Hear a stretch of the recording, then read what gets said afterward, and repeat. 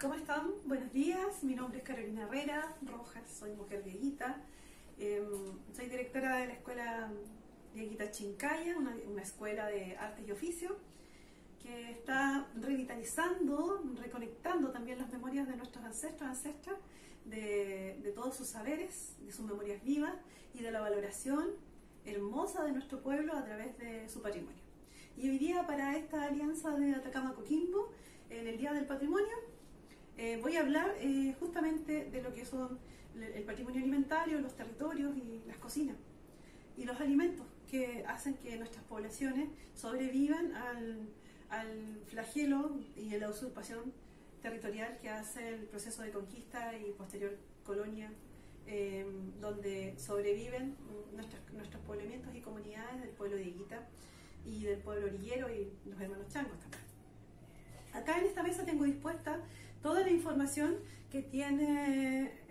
los procesos arqueológicos, en los hallazgos donde hay cerámica, y la alfarería dieguita en su exquisito desarrollo cromático en 3 coloraciones, rojo, negro y blanco, y donde se observa también una majestuosa prolijidad en sus diseños, que va desarrollando también una información que no todo lo podemos decodificar, pero podemos entender que ellos tenían a través de estas iconografías un mensaje. Probablemente también nosotros decimos son nuestros libros, la alfarería, y el jarropato obviamente que es el más conocido, pero tenemos también cuando se introduce el proceso del Imperio Inca, hay variaciones en la cerámica, y aquí aparece también este yastay, que es este guanaco blanco tocando un instrumento. Entonces los territorios para los procesos de saberes agroalimentarios, alfareros, artísticos, también introducen lo que es rito, ritualidad, música, sonoridad. Y aquí tenemos una vasija de las princesas chayas, decimos nosotros en nuestra oralidad, en nuestro cuentos, mitologías, leyendas. También tenemos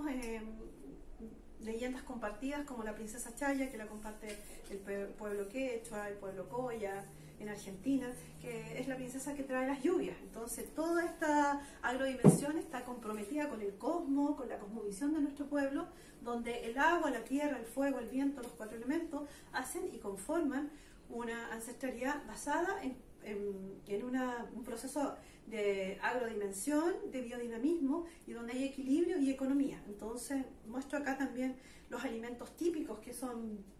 de nuestra zona, que son el maíz, los maíces, que habían en gran variedad, y hoy día tenemos muy poquito porque hay otras semillas que han sido introducidas, la papa, donde los terrenos más propicios también para la plantación de las papas hoy día siguen siendo pan de azúcar, el romero y esta cercanía de los valles donde hay mucho nutriente, el tomate también, que es base de la alimentación para cualquier comida. Hoy día, si queremos comer una rica comida, tiene que ir una ensalada chilena, y eso viene también un proceso de mestizaje, que el tomate es de origen de América, de toda América, desde México hasta el sur de Chile y sur de Argentina, y se mestiza con la cebolla. Entonces se produce esta forma de imposición colonial. Al final se hace amigable y se hace esta ensaladita donde recordamos que el tomate es la base de América, con el choclo y con otros alimentos, y con la cebollita que se produce eso entre ácido, dulce y sabroso, que es los alimentos que cocinan nuestras ancestras. Entonces acá tengo una piedra de moler, bien llamada chancuanera o chancuana, y donde justamente se molían en la antigüedad todo lo que era la vaina del algarrobo para sacar la harina, que era la base de la alimentación del dieguita, y donde se preparaba una mazamorra que se llama patay, que se sigue cocinando todavía, pero que en la urbanidad se han perdido estos procesos alimentarios. Y aquí también se molía todo lo que era la quinoa, se sacaba una harina de la quinoa, grandes plantaciones de quinoa existían acá, y también un porotito que es tipo de, como la forma de una muela, como un diente, el porotito que hace esta harina como la harina alberjón, ¿ya? La harina del alberjón tan conocida en las mazamorras que hacen las mamás, y también se hace esta harina del almidón, que es producto del choclo, la molienda y la molienda muy finita. Entonces habían varios tipos de piedra, estaba la chancuanera, la piedra lisa, con una yutuna, con una piedra para refinar muy delgadito. Habían diferentes tipos también con la chuchoca, que es el maíz el maíz cocido que se tira en los techos, y con eso se hace la chuchoca mortería, la chuchoca refinada, la chuchoca para hacer las cazuelitas, y la sopa, los sopones, también la forma de hoy día, cómo identificamos las moliendas de choclo con la pastelera, la humita, el pastel de choclo. Entonces esa base alimentaria aún existe, aún está combinado con un proceso de intercambio poderoso que es todo lo que es el mar con sus productos, con sus mariscos, con el luche, el cochayuyo, que también hay mezclas de alimentos con los porotos, un plato antiguo donde se mezcla el poroto con el cochayuyo o con el luche, y se hace una porotada, como decían las abuelas, con productos de mar. Entonces vemos que todos estos procesos han sido de dominación, de domesticación de las poblaciones, también de exterminio, pero el alimento pasa a ser una fortaleza, pasa a ser una resistencia cultural, y los territorios, tanto costeros como de valles como de cordillera, hacen estos intercambios desde el este al oeste, donde los productos que son de la cordillera, que son tan propios, los productos cordilleranos como el charqui, como los frutos descarozados, bajan al encuentro al mar, pasan por los intervalles, y ahí en los intervalles también hay otros productos que se van intercambiando, y se producen estas economías colaborativas, y hay siempre un flujo de intercambio hasta el mar, y en el mar está todo lo que es la comida y la diversidad costera de peces maravillosos, los jugos, el cascajo, los jurelitos que son de surgencia, son de aguas profundas con mucho nutriente para nuestro organismo. Entonces nuestra base alimentaria, como lo dicen los estudios botánicos últimamente arrojados en el olivar, dice que el 90% de la comida de nuestros ancestros era una comida muy equilibrada. Quiero hacer como una honra a estas ollitas. Estas ollitas eran hechas por abuelas alfareras, que en algunos lugares se le llaman suruqueras, suruco, que es la forma de hacer un lulo con la greda, y ese lulo va conformando un círculo, y luego se le va dando con una espátula la forma, o con las mismas manos que tenían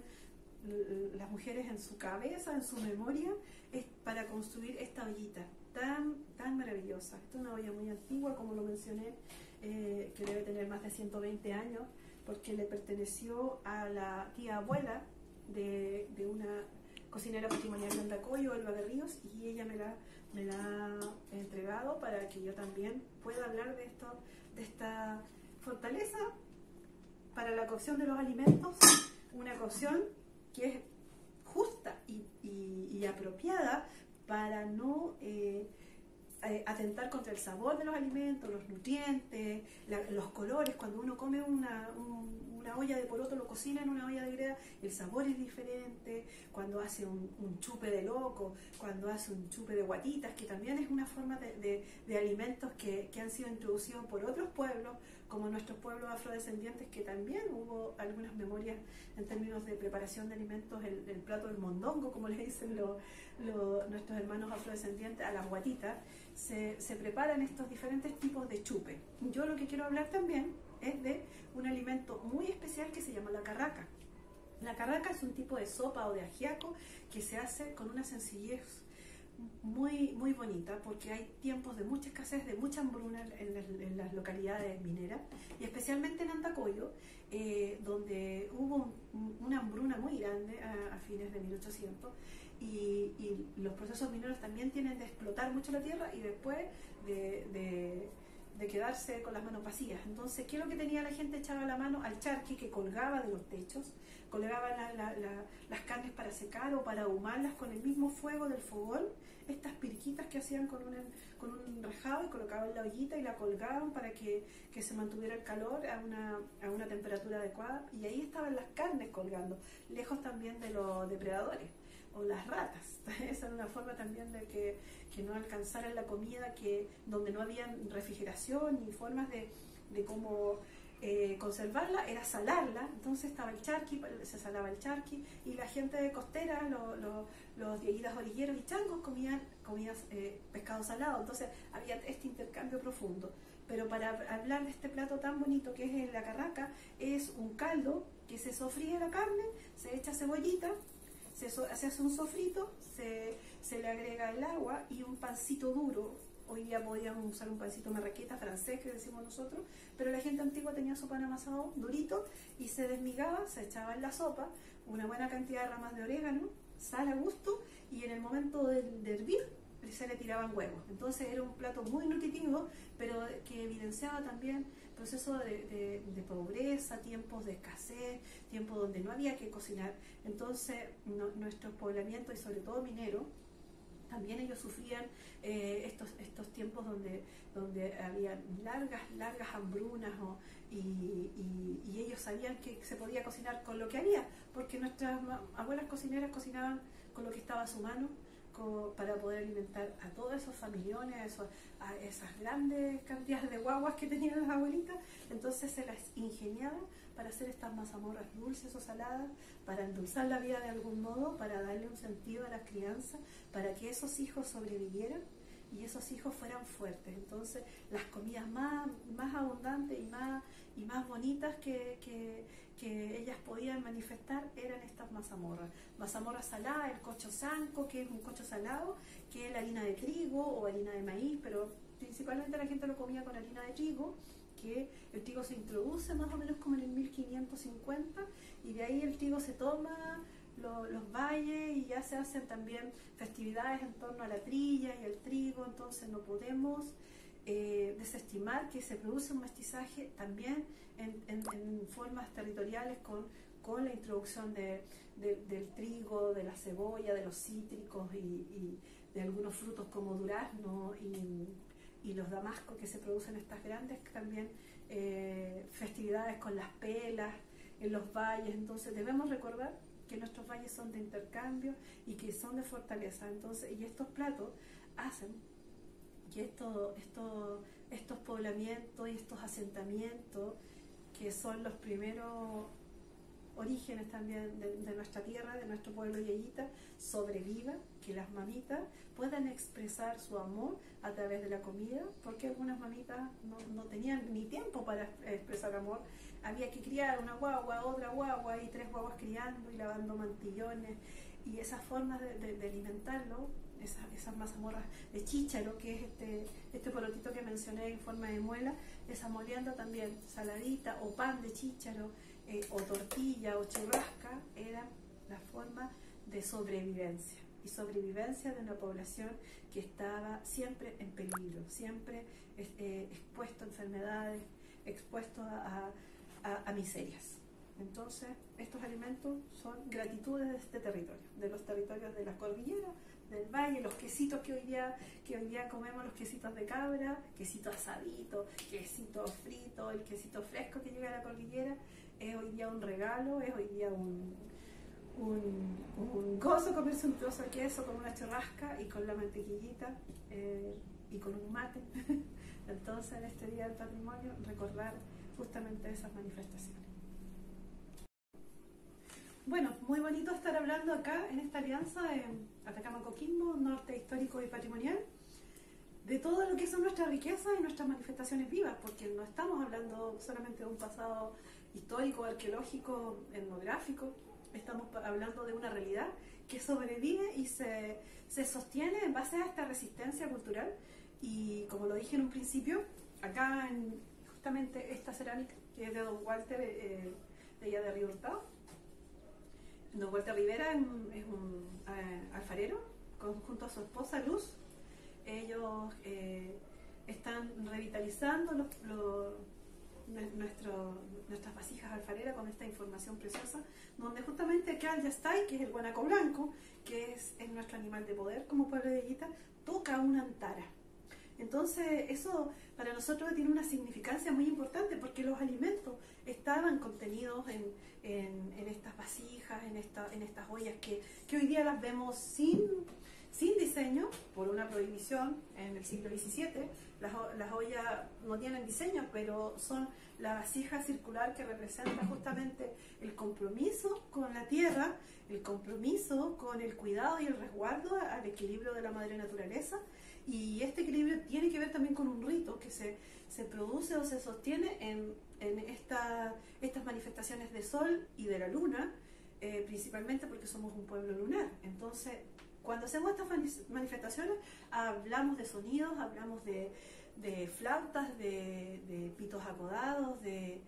tambores que resuenan hoy día como nuestro patrimonio, único patrimonio inmaterial de la humanidad, los bailes chinos. Entonces nuestros ancestros ya llevaban esta forma de manifestar esta alegría y este gozo cuando la cosecha tenía su fin, cuando había que hacer la cosecha del choclo en esta fecha de la cruz, como decimos nosotros, del 3 al 5 de mayo había una cosecha del maíz y se hacía una fiesta. Luego para el Año Nuevo indígena, que hoy día lo celebramos con gran gozo también, para el 21 de junio, del 21 al 24, que otros pueblos también lo hacemos a lo largo de la cordillera. Entonces estas manifestaciones heredadas, nosotros hoy día las hemos incorporado en este Día del Patrimonio como una forma vívida, como una forma de manifestación heredada, y con este mestizaje que se nos impone, pero hacemos amabilizar el proceso de domesticación de los poblamientos, de este dolor también,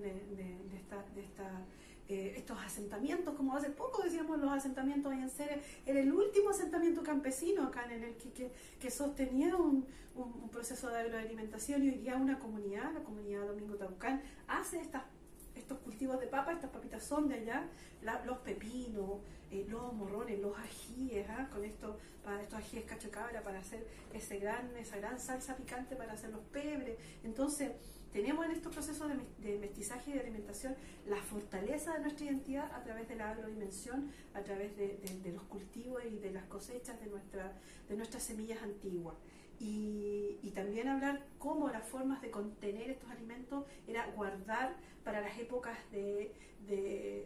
sequía, o porque ellos entendían que había procesos donde había mucha abundancia y donde habían buenas lluvias, pero también sabían que llegaban tiempos de escasez. Entonces guardaban en estos canastos, en los canastos de totora, en los canastos de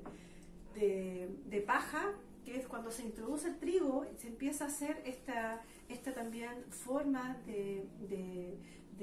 contener alimentos en los canastos. Este es un canasto pequeño, pero hay canastos gigantes, habían canastos para meter la guaguita, estos canastos eran para guardar huevos. También está, por ejemplo, el coyihuay, que es un árbol que se da desde el Limarí al sur. El coyihuay es un árbol muy